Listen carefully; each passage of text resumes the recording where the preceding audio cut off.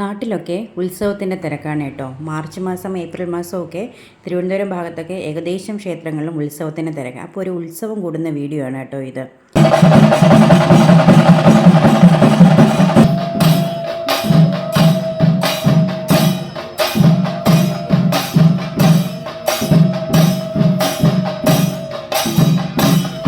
ഇനി ഇവിടെ കഴിഞ്ഞതിന് ശേഷം ഞാൻ വേറൊരു ക്ഷേത്രത്തിലോട്ടും പോയിട്ടുണ്ടായിരുന്നു കേട്ടോ. ഇനി അവിടെ പോയ കാരണമുണ്ട്.